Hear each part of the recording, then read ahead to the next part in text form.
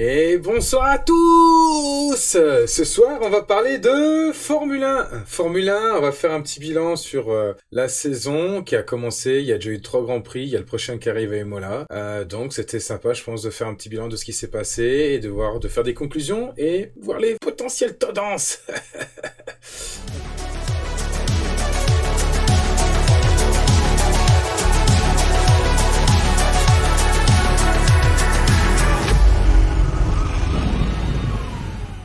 Donc ça va se passer de la manière suivante.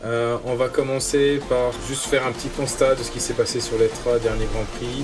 Ensuite, on va revoir les performances de chaque équipe, s'ils ont eu des faiblesses, et aussi la forme des pilotes. Et on finira par le top flop et les pronostics pour les prochains Grands Prix et savoir ce qui se passe. Donc si on commence sur l'introduction, donc le constat, comme j'en ai parlé, en termes de podium et de classement, bon, on a vu il y a eu donc 3 podiums, hein, c'est normal.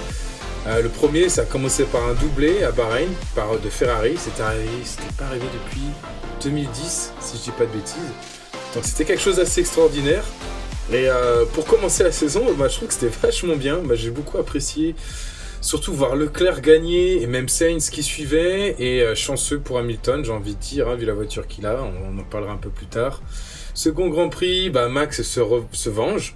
Et double en pleine course Leclerc, c'était top. Et on retrouve bien sûr Leclerc et Sainz sur le podium, donc on voit que Ferrari sont hyper en forme. Et troisième podium qui a eu il y a un peu plus de 2 semaines, c'était donc en Australie, où là Leclerc fait un perfect, pole position, victoire, meilleur tour, avec cette fois-ci Russell et Perez, donc les seconds pilotes des 2 écuries, on va dire concurrentes, surtout de la plus grosse concurrence c'est Red Bull. Et de Mercedes qui sauve les morceaux, j'ai envie de dire. Hein. On va faire des jeux de mots ou des proverbes à la Eric et Ramsey, donc qui ne veut rien dire, hein, qui n'existe pas. Vous allez être au courant avec moi, ça va voler bien bas, mais bon, c'est pas grave, hein. Le but c'est pas d'être bon là-dedans. Que dire? Sur ces 3 grands prix, j'avoue que j'étais content. Moins sur le dernier parce qu'il y a eu moins de dépassements. Il y avait plus des histoires d'accidents de safety car. Le deuxième à Jeddah, il y avait beaucoup de quoi? D'abandon. C'était assez étrange. Alors que le premier, pratiquement pas. Si je dis pas de bêtises, il y en a eu 2-3. Et donc c'est assez, j'ai envie de dire, ça casse la monotonie comparé aux autres saisons. On avait toujours les deux au top niveau, j'ai envie de dire, que ce soit l'année dernière entre Max Verstappen et Lewis Hamilton, et l'année d'avant, en 2020, où c'était toujours soit Bottas ou soit Lewis Hamilton, hein, j'ai envie de dire. Donc franchement, super sympa. Et donc si on regarde le classement, donc au niveau des pilotes, bien sûr, on a Leclerc qui explose, hein, qui a pratiquement le double de points de Russell qui est 2e au final. Russell qui a fait qu'un seul podium, qui se retrouve 2e. Ensuite, on a Sainz qui est 3e. Lui qui a dû avoir un abandon en Australie, qui est redescendu dans le classement. Et après, on a Perez, Hamilton, Verstappen. Et c'est étonnant de retrouver Ocon, j'ai envie de dire, qui a été assez régulier, mais pas étincelant. On en parlera plus derrière. Norris, Magnussen et Bottas. Eux, ça fait plaisir de les voir dans les points. On n'a jamais cru voir des Haas et d'Alfa Romeo dans les points cette saison-là. Et si on regarde du côté constructeur, bien sûr, Ferrari prend de l'avance déjà avec son premier doublé. Rien à dire. Mercedes qui sauve les morceaux en se mettant 2e devant Red Bull, alors que Mercedes est beaucoup moins performante. L'écurie est beaucoup moins performante que Red Bull. Et surtout, la chose qui fait mal, j'ai envie de dire, hein, parce que moi je supporte Alpine, mine de rien, même voilà quoi, on va pas dire plus. J'aimerais bien qu'Alpine fasse bien, j'aime bien Leclerc, je suis content que Ferrari soit top, mais j'aimerais bien qu'Alpine fasse quelque chose. Et c'est fait doubler au dernier Grand Prix avec une belle performance de McLaren qui ont fait 4 et 5e en Australie et qui sont remontés alors qu'ils avaient super mal démarré en début de saison. Et ça donne ce classement au niveau des constructeurs. Et c'est un bon début, et donc les seuls qui n'ont pas de points, c'est Aston Martin. Toutes les autres écuries ont réussi à avoir des points. Et je trouve que, comme j'ai dit par rapport au podium, c'est assez homogène. Il y a de la bataille, que ce soit au top, et pareil dans le midfield, avec certains qui essaient de sauver les meubles, à part Aston Martin. Voilà, constat, j'ai envie de dire super sympa pour commencer. Et donc maintenant, si on s'arrête sur les performances de chaque équipe, à savoir qu'est-ce qu'elles ont mené, qu'est-ce qui a été défaillance, c'est quoi la forme du moment, et c'est ce qu'on va voir dans la deuxième partie, où on va regarder équipe par équipe les résultats qu'elles ont fait, plus ou moins. On va essayer de rester global. Je vais pas aller dans le détail parce que sinon ça va me prendre 2 heures. Je vais essayer de condenser par rapport à ce que j'ai retenu moi. Donc je ne connais pas tout par cœur, je n'ai pas tout regardé. L'intérêt de ce que je vous propose comme vidéo, comme stream, c'est juste de vous partager ma passion en moi et vis-à-vis d'un regard d'un fan qui aime la Formule 1 et qui a envie d'en parler, d'en partager avec vous et peut-être de grandir ensemble. Hein. Si vous avez des choses à partager, moi je suis preneur. Je ne peux pas tout emmagasiner parce que je ne fais pas que ça. Mais j'adore en parler. Donc c'est un peu le but. Regardons équipe par équipe et on va commencer par les derniers du classement et on va remonter jusqu'au premier. Donc les derniers du classement, eh ben, c'est Aston Martin. Aston Martin, donc ils sont bons derniers. Leur voiture était belle, ils avaient de belles ambitions. Je me rappelle lors de la présentation de leur voiture, de leur monoplace, j'ai envie de dire, pardon. Et je ne sais pas si vous vous rappelez, hein, j'ai oublié d'en parler pendant le classement, mais j'avais fait une vidéo sur la pré-saison et j'avais déjà donné aussi mon feeling, mon pronostic sur le top 3 des voitures les plus performantes. Donc j'avais parlé de design, bien sûr, d'innovation et aussi de livrée en termes de beauté. Et donc là, l'Aston Martin, ouais, j'avais classé deuxième parce que je la trouve toujours belle, c'est vrai. Puis même la forme était assez sympa. Mais en termes de performance, j'avais dit, si je vous rappelais bien, j'avais dit Ferrari premier, second Red Bull et troisième Mercedes. Et franchement, on y est. Si ça se représente pas dans le classement, c'est qu'il y a eu des petits problèmes à un certain moment donné, on va en parler. Mais au final, on retrouve bien ça et j'étais hyper fier. Personne l'a vu, mais j'étais fier. J'étais quand même très très fier. Et je suis tout excité. Donc du côté de Aston Martin, bah clairement, très décevant. Alors d'une part, ils ne sont pas aidés par leur moteur, il faut être clair. Ce que l'on peut remarquer lors de la tendance... Allez, on revient quand même. Hein. On revient quand même sur... Non, c'est pas ça que je voulais faire. On revient quand même sur le classement. Et ce qu'il faut remarquer, c'est que... Ok, on a... Non, bah en fait, ça se reflète même pas. Mais on a quand même 2 moteurs Mercedes qui se trouvent au fond, un moteur Red Bull... Et les Alfa Romeo, As sont pas mal. Ouais, c'est assez mitigé. Non, ça se voit pas en fait. Ça va rien que j'en parle. Excusez-moi. On continue. Donc, ce qu'il faut savoir, c'est qu'en effet, Aston Martin sont bons derniers.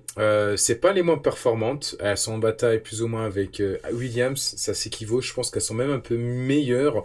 Sauf que le fait des aléas de la forme des pilotes et même du comportement de la voiture, j'ai envie de dire, c'est ce que je pourrais percevoir de mon fauteuil, c'est que elle est assez difficile. C'est pas la plus simple et ils ont pas le moteur plus puissant, donc c'est compliqué. Et si en plus ils savent pas jouer sur la stratégie de course, c'est pas gagné. Et ce qu'on a pu voir, c'est que lors des 2 premiers grands prix, Vettel n'était pas disponible, il avait le Covid, donc on avait Hülkenberg qui a sauvé les meubles.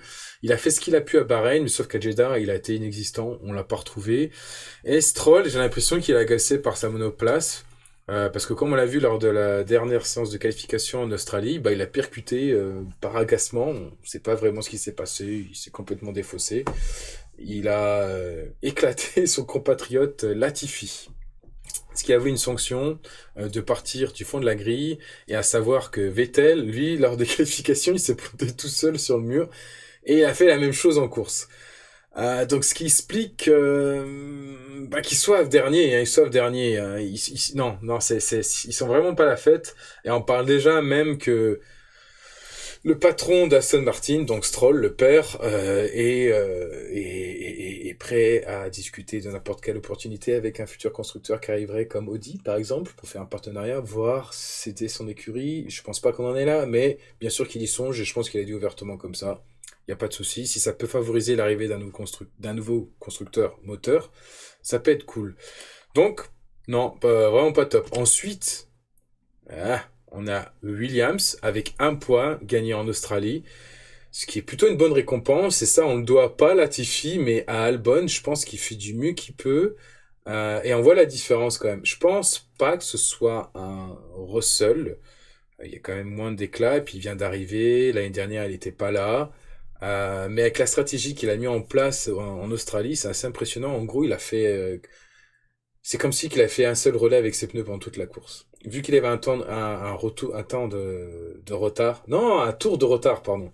Vu qu'il avait un tour de retard, il a pu faire un tour de moins que le leader et que le leader finisse son tour, il a changé ses pneus pour dire qu'il avait fait son arrêt obligatoire, qu'il avait roulé avec deux composants et il a pu allier l'arrivée comme ça profitant des deux safety cars qu'il y a eu grâce à Latifi qui s'est planté encore une fois. Latifi qui est au top du top, hein, comme on peut le voir, et de Vettel aussi. Voilà, on a eu droit à deux safety cars, certains en ont profité, d'autres non. Et moi je dis chapeau à Albon qui a bien géré. En parlant de la performance de la voiture, je dirais qu'elle est pas loin de l'Aston Martin, voire un tout petit peu en dessous. Mais peut-être qu'elle est plus facile à piloter. Je dis ça, Latifi s'est quand même planté plusieurs fois. Je crois qu'il s'est aussi planté à Jeddah, si je dis pas de bêtises, donc... ce qui n'a pas été le cas d'Alban, bon, je sais pas. En tout cas, les deux, ils sont en bataille, les deux dernières écuries sont en bataille, donc on verra ce que ça donne, quoi. Ensuite, on a AlphaTauri. Et là, ça fait un peu mal quand même, j'ai envie de dire, AlphaTauri, parce que... Et puis, d'un côté, c'est assez compréhensible, hein, sachant qu'à la base, AlphaTauri... Si elles ont réussi à performer les années précédentes, c'est qu'elles bénéficiaient des pièces de l'année d'avant de l'écurie mère, qui est l'écurie sœur, plutôt on va dire, maintenant c'est ça, qui a été Red Bull. Là, vu qu'on repart sur une nouvelle réglementation, ils sont obligés de partir sur de nouvelles pièces ou sur des pièces communes de Red Bull. Je crois qu'ils ont le droit maintenant de le faire, selon la réglementation. Il y a certains composants qui peuvent être partagés, sauf qu'ils ne sont pas forcément éprouvés, on n'a pas vu l'efficacité, et dans ces cas-là, pour corriger les problèmes qu'il peut y avoir sur ces composants, c'est à AlphaTauri de les régler eux-mêmes. Et s'ils n'ont pas fait les pièces eux-mêmes, c'est un peu plus compliqué, et je pense que ça se ressent sur leur course, à savoir qu'au final, ils ont réussi à chaque fois à mettre qu'une seule voiture dans les points. Il n'y en a jamais eu deux. La première course, c'était à Bahreïn, c'était Tsunoda. À croire que Tsunoda aime bien Bahreïn surtout. Ensuite, je crois que c'est à Jeddah. Tsunoda n'a pas pu démarrer, problème technique. Non, c'était à Jeddah, problème technique. À Bahreïn, Gasly marchait plutôt bien, il sauvait les meubles, je pense qu'il est arrivé dans les points, mais problème technique aussi, hein, casse moteur qui commence à prendre feu.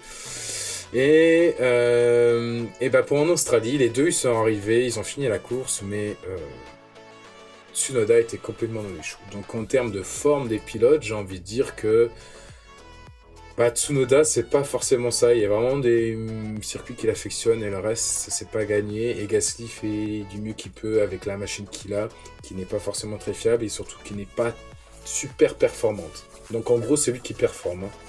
Les points qu'il y a actuellement, il y en a un peu de Tsunoda, mais c'est surtout Gasly qui les amène. Donc à mon avis, cette année, surtout que c'est la course au développement cette année, même si les budgets sont limités pour les grosses équipes, je pense pas voir AlphaTauri remonter la pente. Ça va être compliqué pour eux. Et ils ont des soucis techniques. Ils en ont eu au moins facilement deux. Donc c'est pas gagné. Ensuite on a qui ? As, super surprise, j'ai envie de dire, super surprise. Je pensais pas les voir du tout, surtout ils ont présenté la voiture, je me rappelle, ils s'étaient pas embêtés, ils avaient fait une livrée sur un show-car, et puis basta, pas de présentation, rien. Pendant les essais, certains étaient impressionnés, mais moi ça m'a rien fait. Et au final, si, en fait, elle est très simple, j'ai envie de dire, quand je dis elle est très simple, de mon point de vue, de mon fauteuil, apparemment, elle est très simple et elle est assez facile à conduire. Et je pense pas qu'elle avait de martionnage ou de posing, je sais plus comment on dit. Ouais, bouncing, on peut dire du bouncing lors des lignes droites.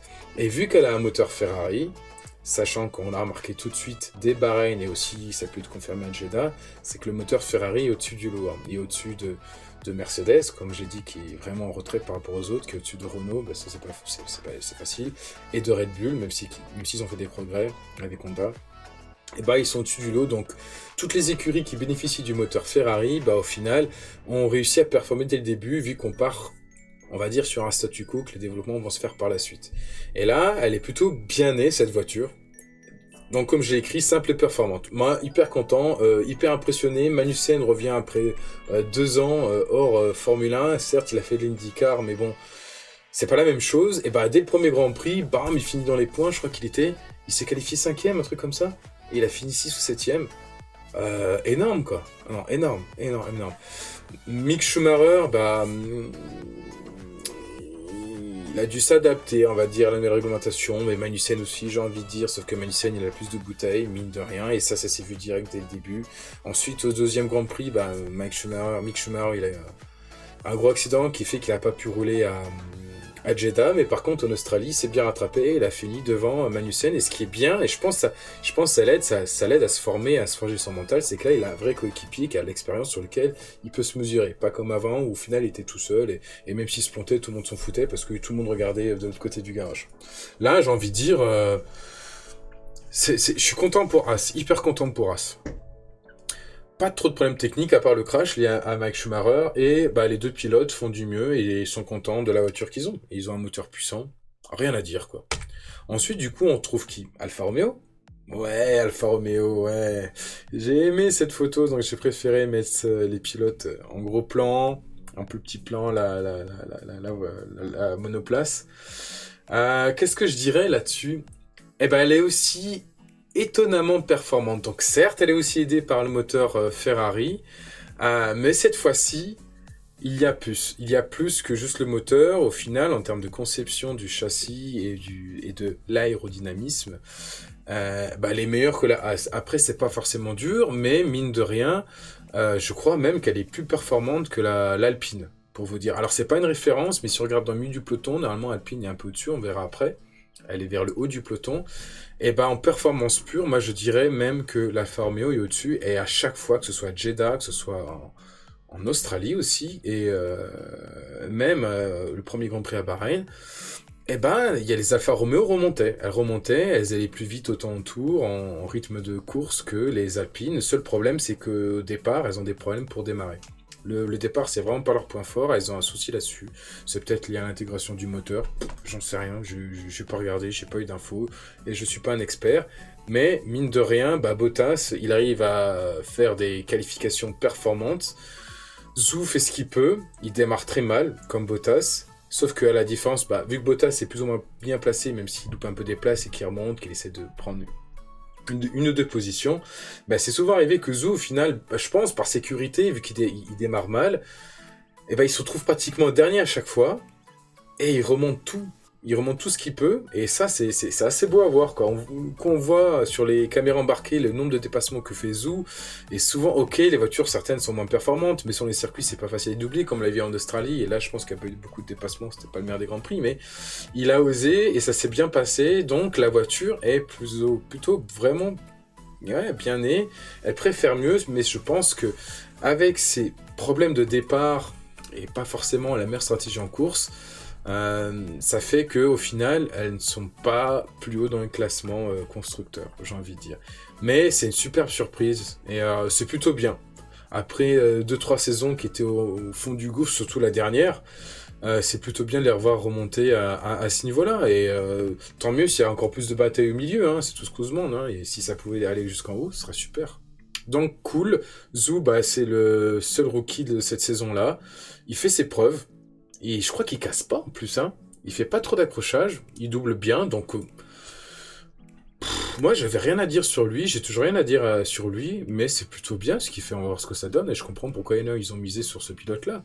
Et Bottas, pour l'expérience, avec cette nouvelle réglementation, c'est ce qu'il faut, parce que en termes de qualification, il arrive toujours bien à placer sa voiture, donc c'est un pari gagnant pour Alfa Romeo, pour ces deux pilotes, et comment ils ont conçu la voiture, j'ai envie de dire pour le moment.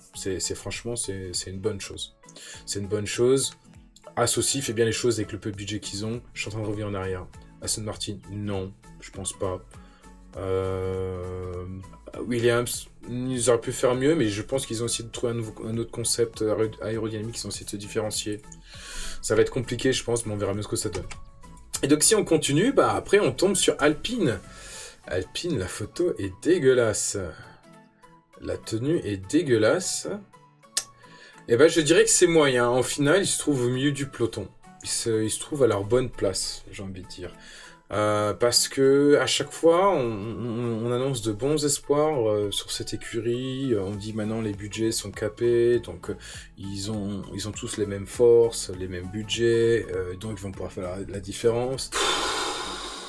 Ils ont pu travailler sur leur moteur, faire une nouvelle architecture. À la façon de Mercedes, comme a fait Ferrari, qui se voit tout de suite, qui surperforme le moteur Ferrari.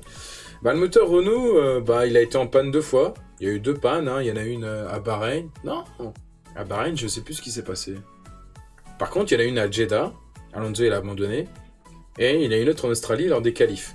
Où là, on voyait tous Alonso, ouais, il se battait pour la pole, il faisait un tour de malade, mais quand on voit ce qu'ils ont fait en course, ils ont pas le rythme de course, c'est moyen, voilà, c'est franchement moyen. Ils progressent en effet, si on regarde par rapport à Bahreïn, en Australie, en effet, en qualification, ils ont été meilleurs, ils sont vraiment bien classés, je crois que c'était 4e et... Ouais, un truc comme ça, 5e ou 6e, et Alonso 10e parce qu'il a pas pu finir son tour en Q3. C'était de bons espoirs, mais au final, ça fait un pchit comme d'habitude, où ça reste... voilà, c'est pas étincelant. Ocon, j'ai envie de dire, il reste régulier, il est pas étincelant, il fait ce qu'il peut avec ce qu'il a, mais il ramène toujours des points, c'est plutôt bien. Alonso, il essaie de surperformer, et c'est comme ça qu'il se crache en qualification en Australie. Je pense que c'est comme ça aussi qu'à un moment donné, il pète son moteur aussi à Jeddah. Je pense... Ça a été dit nulle part, mais je pense que voulant tout mettre, il a sûrement dû fatiguer un peu la monture. Mais voilà, il reste sur une bonne dynamique, j'ai envie de dire, et pense pouvoir évoluer. Donc laissez-l'en croire, j'ai envie de dire, mais moi je suis quand même déçu, comme à chaque fois, comme j'ai dit à la présentation de leur voiture. Je ne voyais rien d'innovant, rien de spécifique, rien qui disait qu'ils allaient bien faire les choses cette année. Non, toujours que c'était loin très bas. Bon, ils ont peut-être une idée derrière. Ils ont parlé du développement qu'ils allaient mettre en place, comment ils allaient développer ça. En gros, ils allaient faire du développement agressif et qu'ils allaient rester ouverts à toutes les opportunités. Mais pas s'avancer trop vite pour pas rester dans un cul-de-sac, j'ai envie de dire, mais tout regarder. Voilà. Désolé d'être si moqueur, mais c'est que j'aimerais tellement qu'ils réussissent que ça me fait mal. Bref, on passe à la suivante, qui est McLaren. Alors là, McLaren, j'ai envie de dire, grosse amélioration, chapeau. Parce que lors de la dernière pré-saison de test, en février, ou début mars, qui était à Bahreïn, ils n'étaient pas au mieux de leur forme, ils avaient des gros problèmes de frein, et ils étaient derniers. À Bahreïn, qualification, ils étaient vraiment au fond du classement, McLaren. Et au Grand Prix d'après, ils ont commencé à régler ces problèmes, et je crois qu'ils étaient dans la seconde partie du tableau, en termes de qualification, et donc plus dernier, et Norris, il finit juste derrière Ocon quand même, à Jeddah, juste derrière, et s'il y avait un tour de plus, il le doublait. Donc ça voulait dire qu'en gros, que là, ils avaient déjà commencé à résoudre leurs problèmes, et que leur voiture, elle commençait à être performante, alors qu'Alpine était bien devant. Ils étaient devant à Bahreïn, ils étaient devant... en qualif à Jeddah, je pense que c'est en qualif à Jeddah où ils étaient bien calés les Alpine, je me rappelle plus. Et là, en Australie, alors soi-disant, ils disent que c'est lié au circuit que leur voiture marchait bien, mais ils ont fini quand même 4e et 5e, quoi. Et c'est comme ça qu'au final, ils ont doublé Alpine au classement, parce que juste avant ça, il y avait que Norris qui avait fait des points juste derrière Ocon, et là, en plaçant leurs deux voitures devant les Alpines, et franchement en haut du classement, allez, bim. Allez, 4e place, constructeur, tranquille, devant Alpine, qui galère depuis le début, qui essaye de faire au mieux. C'est vrai qu'en termes de stratégie, Alpine fait ce qu'ils peuvent, et ça, ils assurent assez bien, et ils arrivent toujours à être dans les points à un moment donné. Pardon de faire ça, mais bon. Mais... moi, j'ai l'impression de revoir un remake de 2019 où, en 2019, je me rappelle, c'était juste après qu'Alonso soit parti, McLaren était au plus bas, premier Grand Prix en Australie, McLaren est vraiment derrière, et après que les Grands Prix commencent à s'enchaîner, et tu vois rapidement McLaren qui commence à monter dans le classement. Ils étaient derniers. Ensuite, ils étaient dans la seconde partie du plateau, donc dans la partie basse, quoi, vers les nuls. Mais juste après, ils étaient dans la seconde partie du classement, dans la partie haute. Et après, ils étaient toujours devant les Renault. Ils ont fini 4e. Ils ont fini 4e comme ça. Ils étaient 4e seul au monde. Il y avait les trois. À l'époque, il y avait c'était Mercedes, Ferrari et Red Bull qui se battaient, plus ou moins, qui étaient vraiment collés. Et après, on avait tout seul McLaren. Et après, on avait Renault et les autres. Et donc là, ils vont nous faire un remake. On va voir ce que ça donne, mais super bien. Loris constant, Ricardo toujours en dessous, qui a du mal moralement de subir cette concurrence. Je pense que Loris est meilleur, il faut pas se leurrer, et Ricardo amène l'expérience qu'il a, mais apparemment, vu que la voiture est plus ou moins faite pour, pas vraiment encore pour le moment, mais elle va s'orienter sur le développement de Norris. Pas la meilleure forme pour Ricciardo, même s'il était content de faire des résultats en Australie, même s'il a loupé l'occasion du safety car, de faire une bonne stratégie, il était plutôt content. Mais je crois qu'il a pris une grosse dérouille, je crois, en qualification sur Jeddah comparé à Norris. On était sur du 0,8 centième, quelque chose comme ça. Bon, mais ça promet. Et donc là, on arrive dans le top 3, bien sûr Red Bull.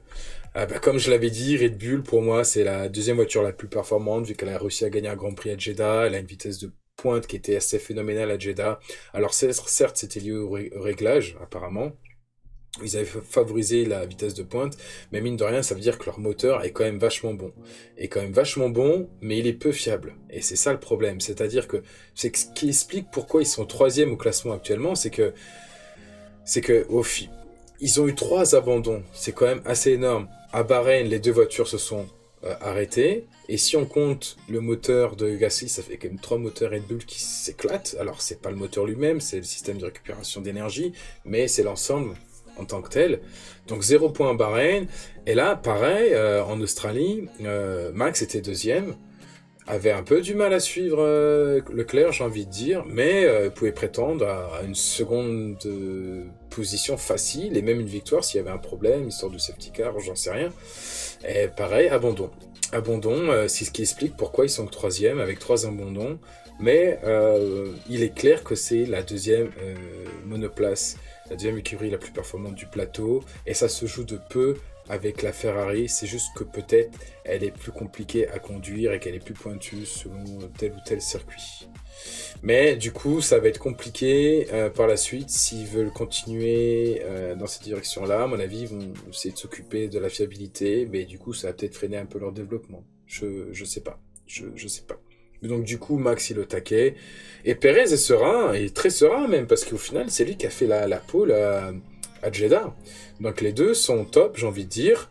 Le seul mal, c'est vraiment la fiabilité. C'est-à-dire qu'en gros, là, on pourrait avoir vraiment 2 écuries qui se battent très très bien au top du top, entre Leclerc et Red Bull, avec 4 pilotes qui peuvent prétendre à la victoire et à la pole position facilement. Donc ouais, c'est top, c'est vraiment top. C'est juste que Perez à Jeddah, il a pas eu de chance à cause du safety car. Il s'est fait bananer, il s'est retrouvé 7ème. Pauvrette. Mais hyper content pour eux. Et bien sûr, après...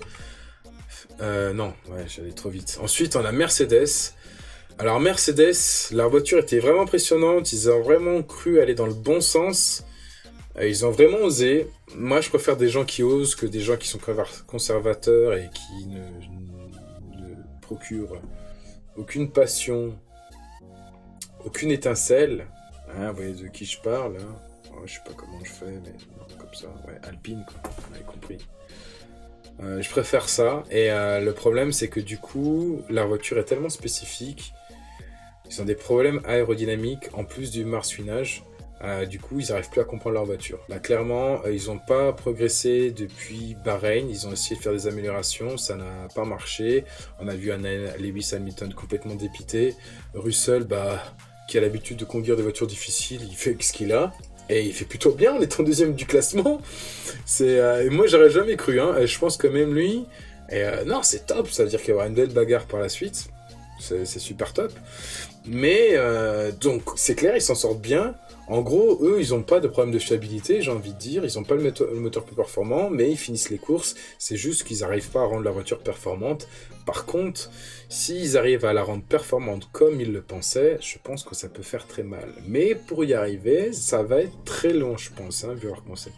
Et je sais pas comment ils ont réussi à faire des pontons aussi moches. Je sais pas du tout. On verra bien par la suite, ce sera sûrement expliqué. Et la voiture reste jolie quand même. Ouais, mais bon, voilà quoi. Et on finit bien sûr par Ferrari. Ferrari, qui est au top, qui a fait un doublé, qui a fait un autre podium avec les 2 pilotes. Il n'y a qu'en Australie où au final, Sainz parce qu'il s'était loupé en qualif. Oui, voilà. Sainz parce que son tour il n'avait pas pu faire de tour. Je crois que c'était en Q1 à cause d'un drapeau jaune. Il avait été éliminé, si je dis pas de bêtises. Ou de Q2, je sais plus exactement. Ouais, c'est de Q2, je pense. Ouais, c'est de Q2. Du coup, il s'est retrouvé à l'arrière du peloton et en essayant de remonter, en faisant de l'excès, alors qu'il pouvait remonter facilement, bah, il s'est sorti tout seul et il a planté sa voiture dans le bac à sable.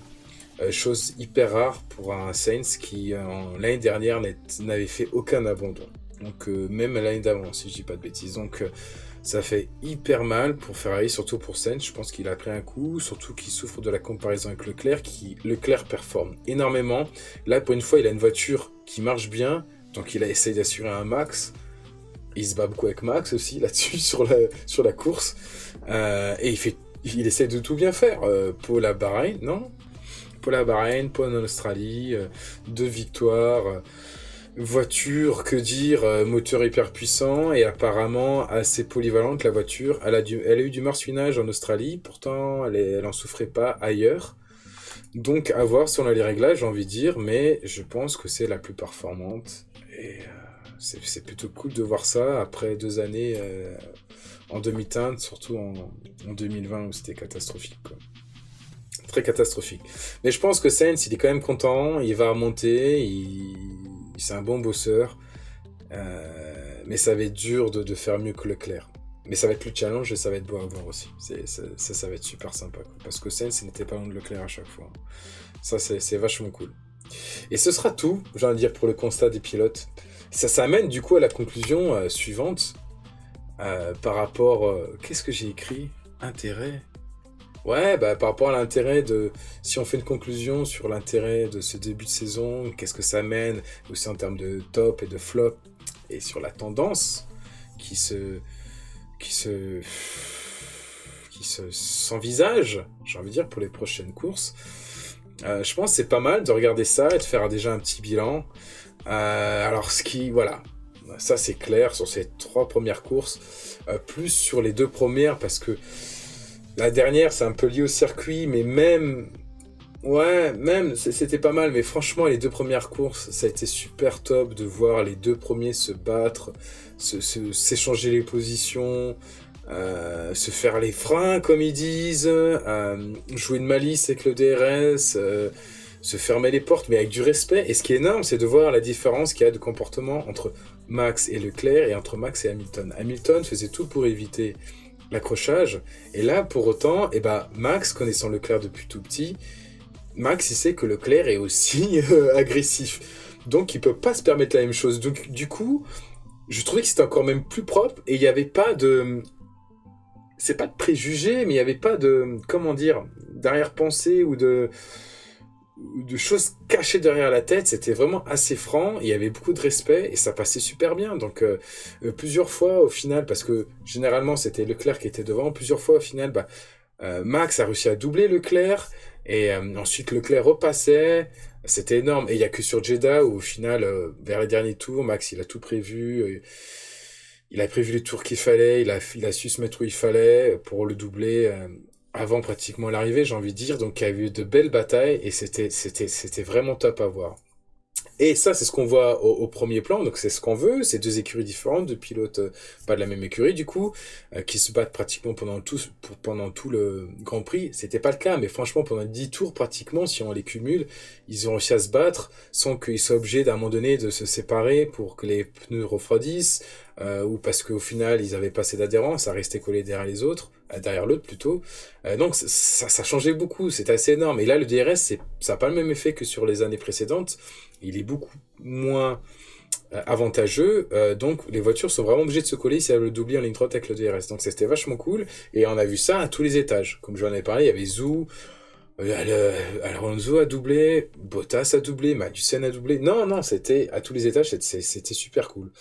Et ça, c'était appréciable. Donc, franchement, en entame de début de saison, on peut que se réjouir de la suite, quoi. Et si on regarde par rapport à ces 3 premiers, et c'est ce qu'on verra dans les tendances, je pense que pour le moment, c'est pas prêt de s'arrêter.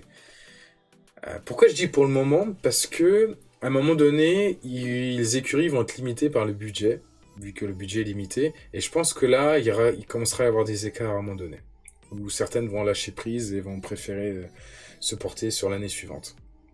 On n'en est pas encore là, on est au début, donc c'est pour ça que c'est cool. Et c'est pour ça qu'on a hâte de voir la suite, j'ai envie de dire.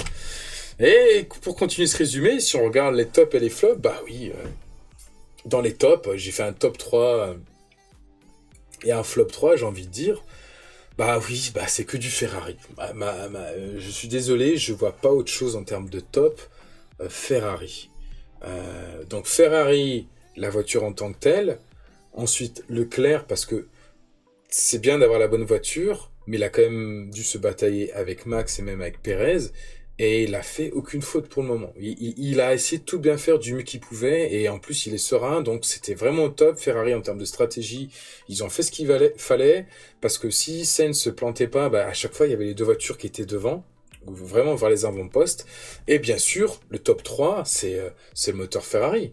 Le moteur Ferrari, il est excellent. Oui, c'est clair, j'aurais pu dire, oui, ouais, dans le top, t'aurais pu mettre, je sais pas moi, Alfa Romeo ou Magnussen. Mais c'est en grande partie dédié au moteur Ferrari. En effet, j'aurais peut-être pu mettre Magnussen en top 3. Magnussen, parce qu'il revient de loin, il a une As, et il a réussi à faire un début hyper bien. Allez, je suis prêt, je vous le dis comme ça, on peut mettre Magnussen. Mais pour moi, c'est clair que Ferrari, la voiture, le pilote Leclerc et le moteur Ferrari, ils sont en train de tout tuer pour ma part, tout tuer. Et ensuite, en termes de flop, bah, le premier, bah, c'est Mercedes, hein, qui sont arrivés avec un concept hyper innovant. Je pense qu'ils voulaient tuer vraiment la concurrence. Et ça a pas matché parce qu'il y avait ces histoires de marsouinage que tout le monde a découvert en même temps. Sauf qu'avec leur concept à eux, je pense que ça les a encore plus pénalisés. Ils ont vraiment du mal à régler ce problème-là et donc de régler les performances de leur voiture dans leur concept bien spécifique. Et d'ailleurs, un autre qui a un concept bien spécifique, c'est Williams. Ok, on va pas comparer les deux écuries, mais si vous voyez bien, bah, Williams aussi a beaucoup de problèmes au final. De performance, pas de fiabilité, de performance. Je crois que c'est Aston Martin qui a un problème de moteur 2 fois en pré-saison et lors des essais d'un Grand Prix, je crois que c'est suite Bahreïn. Je sais plus. Ensuite, le deuxième flop, bah, c'est Aston Martin. En effet, ils sont nulle part. Ok, ils ont pas le moteur plus puissant, mais ils sont censés être fiables, mais ils sont vraiment nulle part. La performance de leur voiture est pas top du tout. Et c'est clair qu'ils n'ont pas été aidés par Sébastien Vettel. Je pense que Sébastien Vettel a eu le contre-coup du Covid en Australie, parce que je crois que ça a été le pire Grand Prix de sa carrière, c'est ce qu'elle a dit plus ou moins. En plus, il est revenu en scooter par lui-même. Il s'est pris une réprimande. Il était pas bien du tout. Enfin bref. Ouais. Non, c'est pas que de leur faute, mais c'est clair que c'est un flop. On les attendait franchement au milieu, et là ils sont vraiment bas, et on sait pas comment ils vont remonter la pente. C'est pas pour tout de suite, parce que même le deuxième pilote, qui est Stroll, commence à être agacé, donc y a rien à dire. Et le troisième flop, c'est la fiabilité Red Bull. Ah ouais, je mets en troisième. J'aurais pu le mettre un peu au-dessus à la place de Aston Martin, mais je pense qu'Aston Martin prend plus cher que Red Bull, parce que la voiture elle est hyper performante. Ils ont quand même fait une victoire. C'est juste que ça leur coûte la deuxième place du constructeur pilote à cause de leur fiabilité, j'ai envie de dire. Malheureusement. Et voilà. Et donc, si maintenant on se projette sur l'avenir avec toutes ces informations que j'ai énoncées, ce serait intéressant de voir vers quoi ça nous amène, qu'est-ce qu'on aimerait voir par la suite. Et du coup, j'ai essayé, par ma propre analyse de personne qui se trouve sur son fauteuil ici même, de vous donner ma perception des choses et quelles prédictions je vois par la suite. J'en ai pris 6, hein, j'ai pas voulu tous les faire parce que ça m'intéresse pas forcément. Les autres sont pas forcément marquantes, donc si c'est juste pour parler, c'est pas intéressant, mais bon. Alors moi, ce que je vois, c'est que c'est clair que Ferrari va continuer sur sa lancée. Je pense qu'elle est pas forcément pressée de faire beaucoup d'évolutions vu qu'ils sont devant. Je pense qu'ils vont essayer de gérer leur avance de cette manière-là. Et ils ont raison, comme ça, au moindre pépin, au moindre, je sais pas, crash, j'en sais rien, ils auront de l'argent de côté pour faire les améliorations nécessaires pour rester devant. Et comme ils l'ont annoncé pour Imola, où là on a affaire à un Grand Prix au format sprint, il n'y aura qu'une séance d'essai et ils n'auront pas le temps d'essayer les évolutions, donc ils n'ont pas voulu amener des évolutions à Imola, alors que normalement c'est à cette période-là, quand on arrive en Europe, quand la saison européenne commence de Formule 1, qu'on amène les premières évolutions. Et donc ça, ils n'ont pas voulu le faire. Et je pense qu'ils savent qu'ils ont un matelas et ils vont essayer de le gérer pour le garder ce matelas-là et optimiser leur effort sur le développement. Et peut-être proposer des choses bien meilleures et bien plus efficaces. Et moi, je préfère largement ça. Red Bull, ils ont un problème. Hein. C'est pour ça que j'ai mis une flèche orange toujours, mais un peu plus horizontale, dans le sens où eux, Ils ont des problèmes de fiabilité. Ok, certes, c'est lié au moteur. Je pense pas que ce soit lié. Ils ont pas un budget plafonné. Ah, ils ont pas un budget plafonné. Mais mine de rien, ça va leur, quoi qu'il en soit, en termes de charge de travail, d'occupation d'esprit, j'ai envie de dire, hein, ça va leur prendre plus de leur temps que de passer du temps juste à s'occuper des évolutions. Ferrari, au niveau du moteur, ils n'ont pas eu de problème, c'est le plus puissant, donc ils vont y aller mollo aussi, alors que Red Bull, ils ont vraiment intérêt de faire le max pour que ça ne tombe plus en rade, c'est pas acceptable à leur niveau. C'est pas acceptable, donc ils vont mettre beaucoup de ressources là-dessus, beaucoup d'efforts, et donc ils vont venir, c'est ce qu'ils ont dit, avec des amélioration mineure, je pense déjà à Imola, pour le même problème lié au format du Grand Prix. Mais même, je pense qu'il se focalise vraiment tout d'abord sur la fiabilité. Et ça veut dire que, ok, soit la performance de la Red Bull est équivalente à celle de la Ferrari, si on prend en compte aussi l'aspect moteur, mais ça veut dire que là, ils vont sûrement perdre du terrain comparé à Ferrari. Moi, c'est ce que je pense, c'est ce que je vois, c'est que en termes de performance pure, ils vont sûrement perdre un peu de terrain et ils sont prêts à le perdre pour s'assurer que qu'ils soient fiables. Et une fois qu'ils ont réglé la fiabilité, c'est sûr, ils vont partir sur la performance, mais fiabilité d'abord, récupérer la seconde place, mettre de la distance à Mercedes, on ne veut plus les voir, et après se concentrer sur Ferrari. Mais d'abord se concentrer sur eux, ça je pense c'est clair et net, c'est ce qu'il faut faire.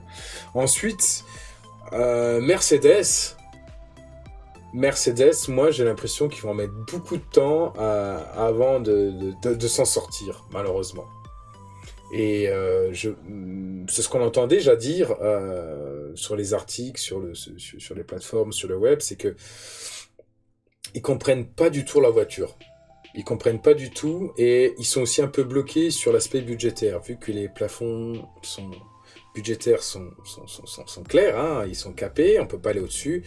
C'est pas une manière dont ils ont l'habitude de faire, hein, j'ai envie de dire, on va le dire comme ça. Ils n'ont pas l'habitude de fonctionner comme ça, je pense que c'est un frein en effet pour arriver à résoudre leurs problèmes. Donc ils arrivent sur un concept qui est vachement compliqué, et cette fois-ci, ils ont des ressources limitées, ou bien plus que d'habitude lors des saisons précédentes, et donc c'est un double frein pour eux, et c'est très piégeux. Problème technique, concept bien spécifique, et ressources plus que limitées. Donc j'ai envie de dire, ils vont se concentrer sur essayer de résoudre leurs problèmes, donc pas forcément apporter des améliorations dans le sens juste amener de la performance. Certes, résoudre leurs problèmes va les rendre plus performantes, mais ils vont perdre du retard sur Ferrari et Red Bull. Donc le mieux qu'ils peuvent faire, j'ai envie de dire, s'ils arrivent à résoudre leurs problèmes, c'est qu'ils arriveront à la hauteur de Red Bull, parce que Red Bull entre-temps aura continué d'évoluer. Je pense pas qu'ils pourront faire mieux. Ils pourront essayer d'arriver à la hauteur des Red Bull quand ils auront réglé leurs problèmes. Donc ça fera un peu Ferrari tout seul et Red Bull et Mercedes qui risquent de se battre. C'est comme ça que je le vois. Ensuite, par contre, c'est à ce niveau-là, à un moment où j'en parle, par contre, il y a McLaren. Et McLaren, quand j'en ai parlé, je pense que, vu ce qu'ils ont montré en Australie, ok, ils disent que c'est lié au circuit, parce que c'est pas un circuit de puissance moteur, mais en termes de performance, je trouve qu'ils étaient pas loin des Mercedes. Et s'ils continuent dans leur lancée, je pense qu'ils arriveront à la hauteur des Mercedes. Peut-être de les dépasser, des fois, ou à un moment donné, peut-être en performance pure, je pense qu'ils arriveront à un moment donné à être meilleurs que Mercedes, mais Mercedes les doublera à nouveau après. Mais je pense qu'ils peuvent facilement arriver à la hauteur de Mercedes à un moment donné lors de la saison. Et donc ça veut dire que les trois peuvent se rattraper, bien sûr avec Red Bull qui sera un peu au-dessus, mais moi je pense que Mercedes et McLaren vont sûrement se battre à un moment donné, comme Mercedes se battra à un moment donné avec Red Bull. Et c'est plutôt cool, donc ça veut dire que ça peut être pas mal par la suite. Et ensuite, si on regarde les autres écuries, je me suis pas trop attardé là-dessus, parce que je vois pas forcément de choses marquantes, à part le fait que oui, c'est un effet marquant, que Alpine, je pense qu'ils vont stagner à leur niveau, c'est-à-dire qu'ils vont proposer des évolutions, ça va sûrement marcher, mais vu que les autres vont aussi évoluer, ils vont rester dans le milieu du classement, ou un peu au-dessus, ils vont essayer de toucher un peu le haut du peloton, mais pas plus, et ce sera joué avec la roulette russe, c'est ce que je dis en gros. Ils vont stagner avec la roulette russe, ça veut dire qu'à un moment donné, ils vont pouvoir être bons, puis après ça va redescendre, puis des fois ils seront un peu moins bons, puis après ils vont remonter. Ce sera hyper aléatoire, j'ai envie de dire. Moi, j'attends pas grand-chose. Je suis désolé d'Alpine cette année, encore une fois. Quand on peut le voir, parce que c'est énorme. On nous sort qu'en qualif, Alonso se battait pour la pole, plus ou moins. Il pouvait se battre pour la pole. Oui, en effet, le chrono le montrait. Bon, il a un problème technique. Déjà, c'est pas terrible. Mais même s'il n'avait pas ce problème technique, ok, il a pu faire quelque chose, mais en course, ça a donné quoi? Une Ferrari et une Red Bull qui se trouvent dans le même cas que Alonso 10e avec des pneus durs, il se passe pas la même chose. Hein. Pour ma part, c'est sûr. Ça, c'est sûr. Donc, moi, c'est ce que je vois. C'est ce que je vois. Et ensuite, malheureusement, je pense que Haas, vu qu'ils n'ont pas forcément une grosse force de développement, même s'ils ont droit à plus d'heures de R&D, de tunnels aérodynamiques, pour faire de l'aérodynamisme, et qu'ils n'atteignent pas ce budget capé normalement, donc ils n'ont pas de limites, mais ils ont des limites intellectuelles, j'ai envie de dire, et de ressources matérielles. Ouais, on va dire ça. Ils ont une limite intellectuelle sur leur voiture. Peut-être que les années suivantes, ils auront économisé assez parce qu'ils n'ont plus trop de sponsors. Mais je crois qu'ils n'ont pas besoin de... Ils sont en litige justement avec leur ancien sponsor, que j'arrive pas à dire, le sponsor russe. Comme quoi les sponsors les auraient déjà payés, donc c'est pour ça qu'ils s'en foutent un peu cette année. Mais ce sponsor demande justement à être remboursé. Tant qu'il y a un petit litige actuellement. Mais dans tous les cas, je pense qu'ils vont continuer à progresser en termes d'écurie petit à petit, à essayer de faire des économies. Surtout, il faut qu'ils trouvent des sponsors, ce serait pas mal, soi-disant qu'ils se bousculent pour eux, les sponsors. Mais on n'en voit toujours pas. Peut-être qu'ils essaient de trouver le bon partenariat, on verra bien. Mais pour l'instant, ils n'ont jamais été trop forts et c'est malheureux pour eux. Alors moi, j'aimerais bien qu'ils soient stables et qu'ils proposent de belles choses. Franchement, moi, c'est assez plaisant. C'est assez plaisant. Mais là, cette année, c'est clair. Je pense pas qu'ils arriveront à développer leur voiture comme on l'a bien vu dans les années d'avant. Hein. Ils prenaient les pièces de Ferrari, puis quand on commençait à développer les voitures, eux, ils n'arrivaient pas à développer leur voiture et ça devenait n'importe quoi. Donc je pense qu'ils ont toujours cette faiblesse, et du coup, dans le classement, ils vont régresser petit à petit, malheureusement. Mais c'est déjà très beau ce qu'ils ont fait, j'ai envie de dire. C'est déjà très beau, c'est une super victoire, c'est une bouffée, ça faisait longtemps qu'ils n'avaient pas eu des points. Dès le premier Grand Prix, ils ont eu des points, donc c'est hyper cool. Donc voilà, ce sera tout pour ce soir, j'ai envie de dire, c'était plutôt pas mal. Moi j'ai beaucoup aimé en parler, je pense que je ferai des bilans comme ça à chaque fois, tous les 3-4 Grands Prix, pour regarder la tendance, ce qui s'est passé, les résultats, les événements marquants. Et ça me plaît beaucoup d'en parler de cette manière-là, pas forcément aller dans l'aspect technique, juste donner ma perception des choses par rapport à ce que j'ai compris, de ce que j'ai appris, et voir si mes prédictions fonctionnent plus ou moins bien. Et je pense... Alors après, on peut dire oui, c'est hyper simple, hein, mais je pense qu'elles vont être pas mal. Hein, donc je pense que Ferrari, pour les 3-4 prochaines courses, va s'échapper, mais vraiment très légèrement. Quand je dis s'échapper, c'est qu'il y aura toujours de la bataille, mais ce sera plus facile que pour les 3 prochaines courses d'être devant. Red Bull va régler ses problèmes de fiabilité, c'est sûr, mais va perdre un peu de terrain. Ce qui va permettre peut-être à la fin des 3 prochaines courses à Mercedes de recoller à Red Bull si Mercedes résout leurs problèmes de compréhension de la voiture. Et dans le même cas, si on voit la percée que fait McLaren, et Mercedes peut être rejoint par McLaren, voire même les titiller et même être devant des fois. Je sais pas, devant la deuxième voiture. Je suis sûr qu'ils peuvent le faire, McLaren. Ça, je suis sûr qu'ils peuvent le faire. Ils sont hyper forts. Hein. Moi, ça m'a étonné que ces débuts d'année, ils avaient des gros problèmes qui se retrouvaient derrière, surtout avec l'équipe qu'ils ont. Ça me rappelle une vieille écurie de McLaren où il n'y avait que des problèmes. Et quand Zak Brown est arrivé, il a tout restructuré. On a vu ce que ça a donné. Donc, moi, je pense qu'ils vont être... non, ça va être cool, ça va être cool. Alpine, hein, voilà. Pourtant, j'aimerais bien, mais rien. Et Haas va glisser doucement vers l'arrière. Voilà, ce sera tout. J'espère que cette vidéo vous a plu. N'hésitez pas à dire ce que vous en pensez, donner des commentaires. Moi, ça m'a beaucoup plu et on se retrouve pour une prochaine. Ciao, ciao, à la prochaine. Ciao, ciao, ciao.